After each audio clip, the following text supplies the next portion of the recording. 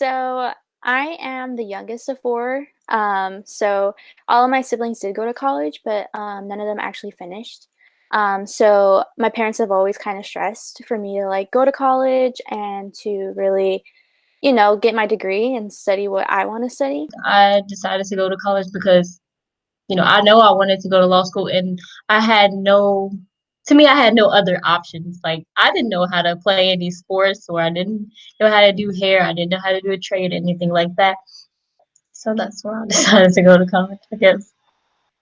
To be honest, I just wanted higher education. Like my parents were immigrants and they immigrated to America, so just like the American dream thing, like they gave me everything that I could, and everything that I needed to succeed. And so college was always on my mind and on my list.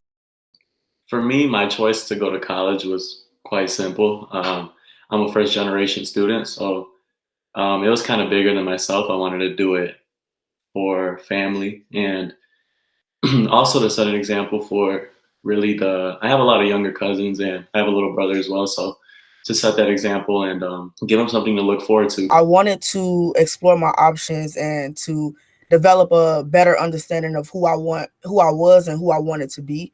I felt like college was a great opportunity for me to just, go on a journey, meet new people, and just explore, just my identity and, the campus around me.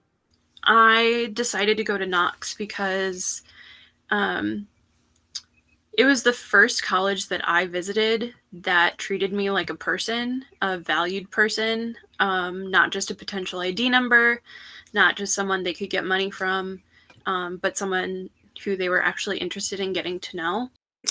College, what I thought it was like, because I've only ever seen the movies. I was expecting like the kids to be jumping off the frat houses and toga parties and all that stuff, and then I'm like running across the quad to get to class because I'm like late, just the whole shebang.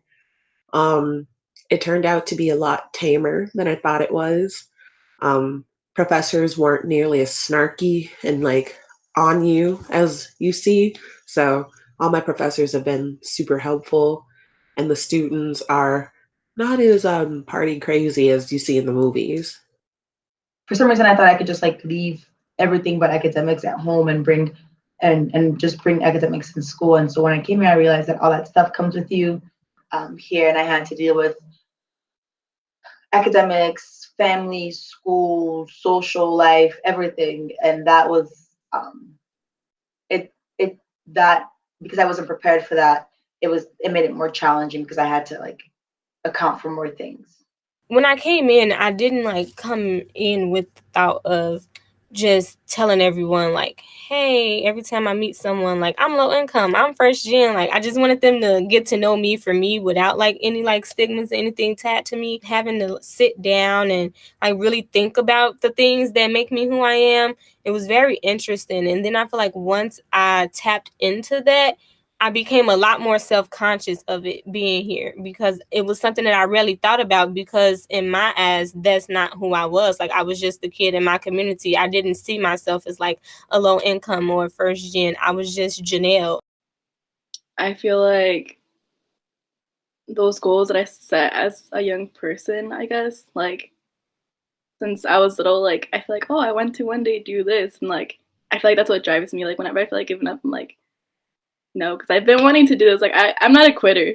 That's why I tell my friends all the time, like I don't quit. Like my mom didn't raise someone who quits. And I feel like that's what drives me. Like I just want to, like fulfill those goals from when I was younger. I feel pressured for myself because I just don't want to, like, outside of my actual family, I just don't want to let my ancestors down, because a lot of people, they didn't have the opportunity in order to go to college. Black people weren't allowed to do that. So it's like, if I don't get my things together, if I don't succeed, it's just like a whole letdown within itself. Yeah, there's a lot of pressure.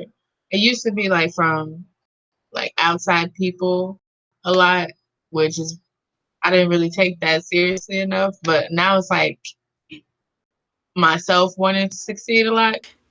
My senior year in particular has really showed me that sometimes success can't be defined by getting all A's or like a 4.0 GPA.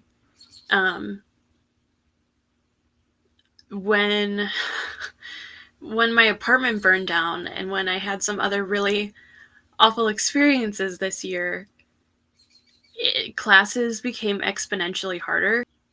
Although I feel that pressure to succeed, I've kind of learned that success doesn't have to look in the way that I've been taught it has to look, or I've pressured myself into thinking it has to look. I had several friends die throughout my time at school. And every time something like that happened, I just kind of, sat there and thought, let it pull me down. And then I got behind in some of my classes. And so, I started reaching this point of like, can I beat this? Can I get out of this rut? Can I make it through these courses? And, in the end, I ended up making it through them. And so I think like resilience is definitely a strength I've noticed, and like being able to face adversity and being able to deal with that. I think I'm just very determined. Like if I set my mind on something, I'm going to do it. Like no matter how long it takes me, if it takes me 5 years, I'm going to get there because that's something that I want to do and something I want to accomplish. And I know that it's not going to happen overnight. I definitely think that I'm a lot more like self-aware. I think that, self-reflection has really become a part of my daily routine, because during my junior year, I became like very depressed. And so I started recognizing that it's okay to put myself first, that, I matter too. I think that's how I've really changed in forming a more assertive voice and being able to share my opinions more easily than I used to. I've changed a lot. I guess first I wasn't as open. Like I remember in high school I was open and I was loud, but going into college I feel like I was accepted in a way. So they kind of let me step out of my comfort zone and be able to do more. I think I grew up a lot. Well, I hope I grew up a lot. Like, I take criticism a lot better. I listen to other students. I know, like, when I first started college, I'm like, I cannot learn from any other student. So I will not be going to the red room. I will not be going to no peer tutor. I will ask the professor because that's what his degree is for. Then I got real humbled. When I first got into college, I was like very shy and like didn't really talk to many people. And now I feel like I've definitely grown out of that. Like I'll speak in class and I'll talk to friends. I'll go out with my friends and do things like that. And this is something that I didn't do before. I wouldn't go to talk to my professors, and now I'm like in their offices all the time. So like I've definitely just grown to like take those chances and just like go do things that I'm not comfortable with, but those things have helped me grow. I guess I've always been a student that like always wanted to have everything planned and everything organized. And college did kind of change that because sometimes things don't go as you expected, and things don't always go how you want it to go. So I think I became a little bit more of a person to kind of work with what I have and learn to work around things. Yeah, when I got the email that Knox was gonna go remote for the last term, that really hurt. I'm not gonna lie. I come home for spring break, not knowing that I wouldn't be going back, and it was tough. But life isn't gonna be constant, and with everything, you have to adjust. And if you're able to adjust as a human being to any type of circumstance, then you can go far. It's a loss because Knox was, a second home for me. I spent like the last 4 years of my life there. And so I was just really sad that I couldn't say goodbye to my friends officially, I guess you could say. And I couldn't say goodbye to Knox, really. It's pretty hard, trying to figure out, how to end something that you physically can't end. I felt like, being able to go to the trio banquet was, that's really important to me, being able to also go to spring formal with all the cultural houses, being able to have a senior flunk day, a senior week, and a graduation. So I feel like those really kind of I had to really accept that. I really had to like internalize that even though I can't physically participate in these activities, I can and I will still be able to be a graduate. So just coming to terms with that life happens, but that doesn't mean that it's the end of my life. So just understanding that whole concept really helped me to make good of this whole situation. The beginning, I was really questioning in terms of handling the online term, and B, just the emotional impact of not having a senior year on campus and being away from your friends and being away from your professors and being away from like the constant support system, and just not being able to see my mentees, because I love meeting my mentees. I love seeing them, and just all those things first made me wonder, how do I keep going? But I guess I've learned that somehow I am resilient. And I think I learned that especially through just learning how to take the changes with the online learning, adapt to it, and then learn to just go with the flow and do a lot of meditation. It's taught me that I don't need as much support as I thought I did. A lot of what I thought I needed is just reassurance. I just need that constant reassurance that I'm doing the right thing. But I guess this term has showed me that I can be independent and just do it and then show people, get their feedback, and then just go from there. It's not I have to keep constantly checking in, like, is this right? Am I doing this right? So it's a good feeling, definitely. Being a part of Trio kind of helped me because, like, it's nice to know that you're not the only one.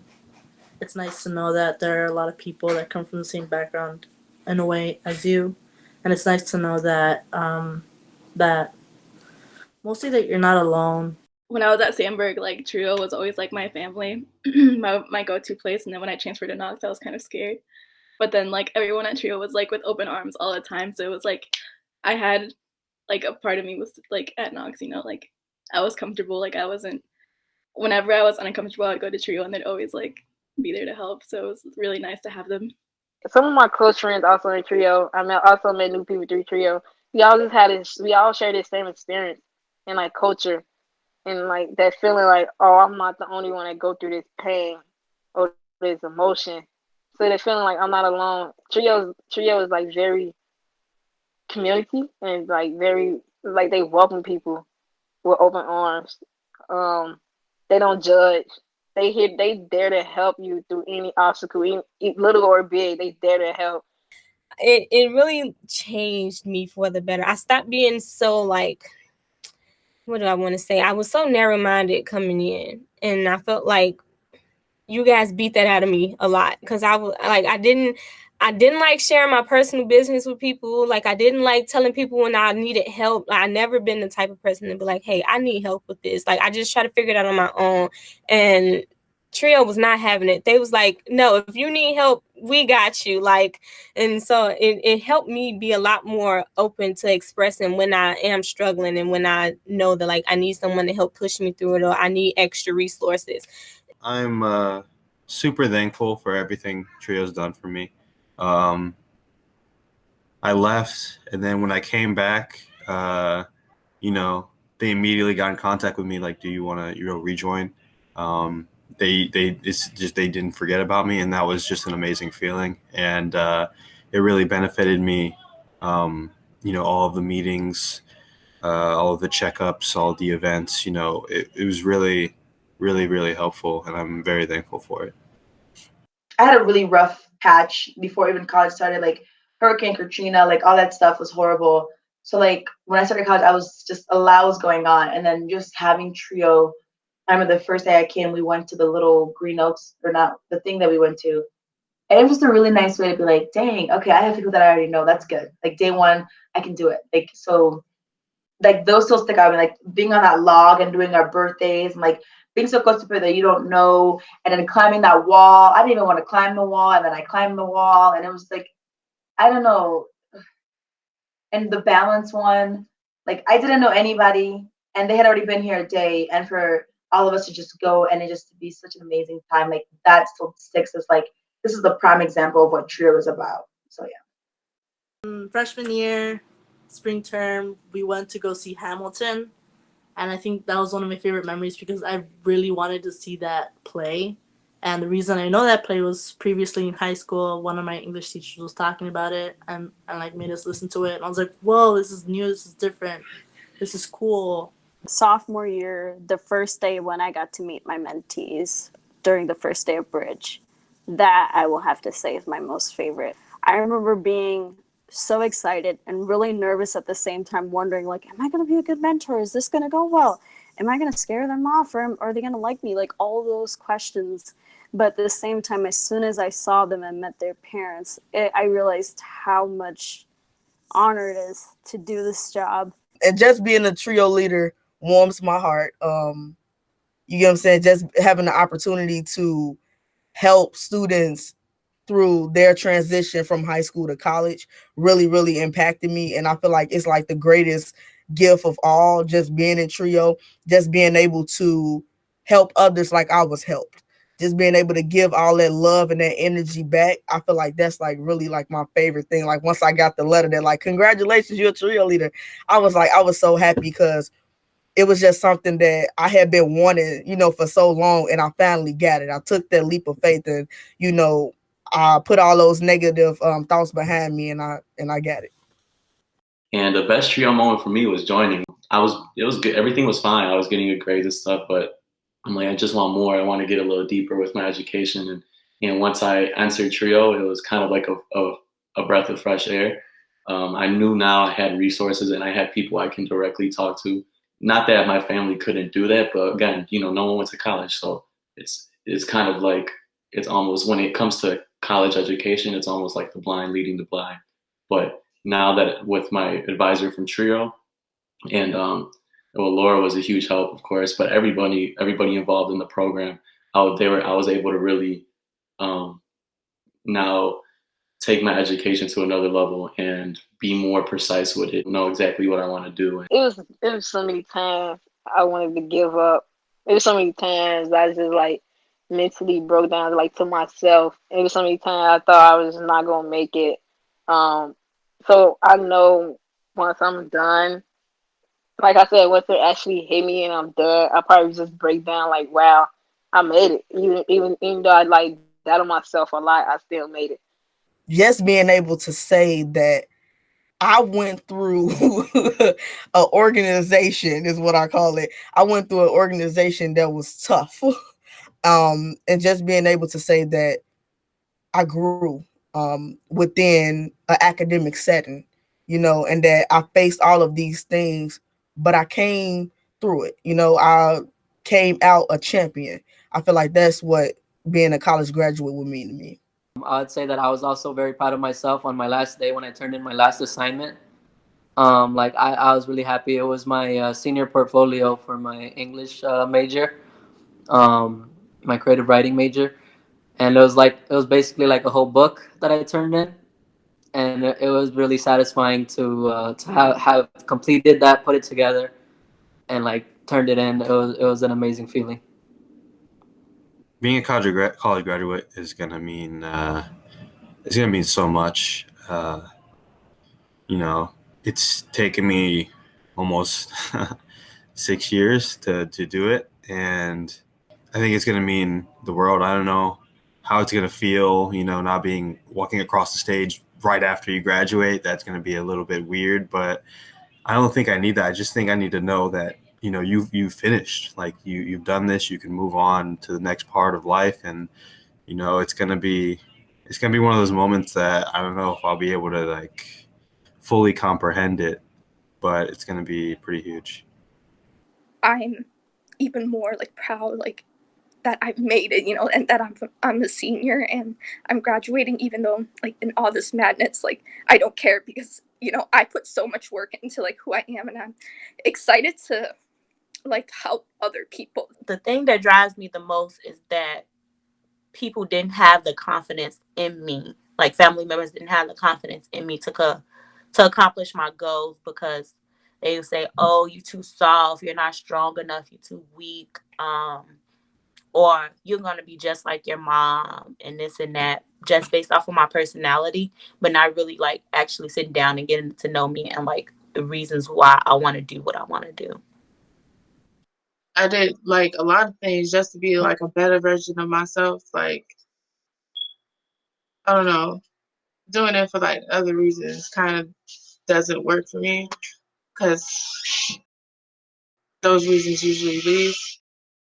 But doing it for myself though, like you see yourself in like 10 years, but you got to work on yourself right now. And in order to do that, you have to put in the work. Well, whatever obstacle it gave me, no matter how many mental breakdowns I had or bad moments, it's definitely worth it. And just I would just say that I think it's just sometimes just really hard to like keep going and just sometimes you're like you could be a freshman sophomore and just like it's just so far away, like you start to think like, oh, like I don't know, I don't have any more to give, but I promise you it's totally worth it, and whatever it is that happens, you're gonna make it through.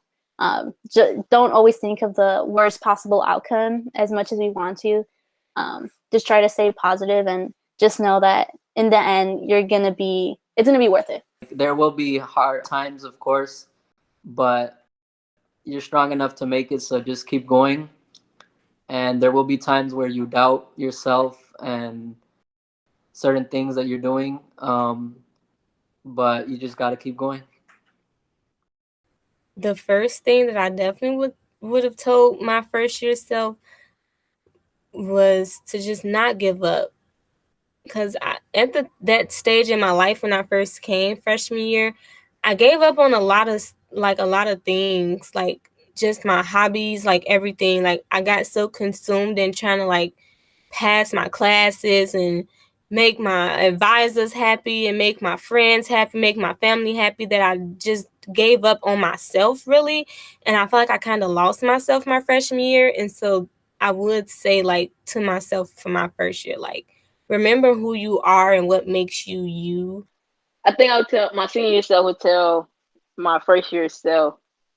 No, I think it's important to communicate. I would say that, and communication is very important with your professors, with the like other staff members and not just asking for help.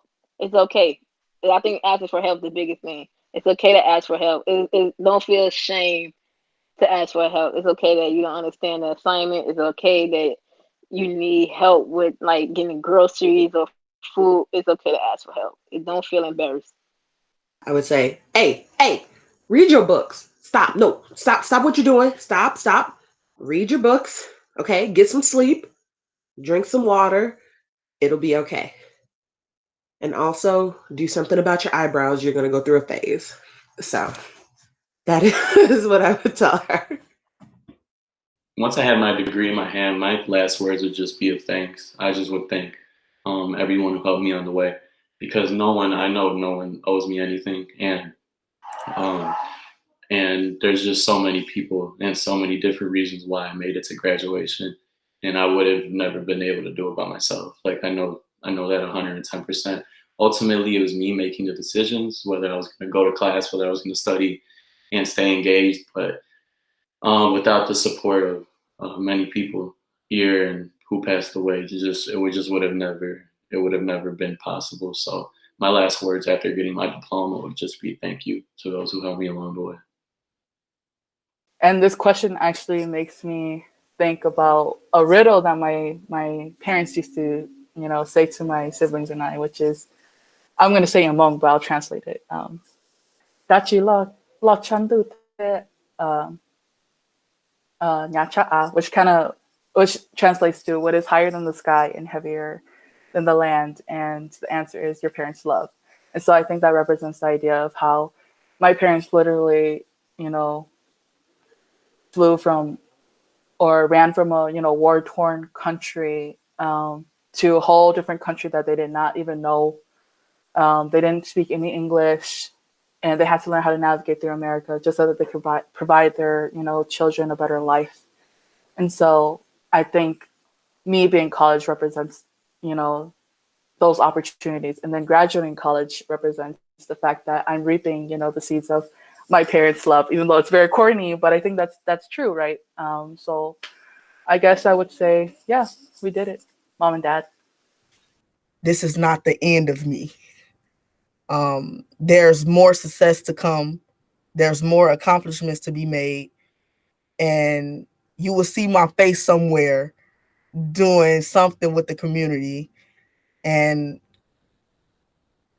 I guess I just hope you are a part of that journey.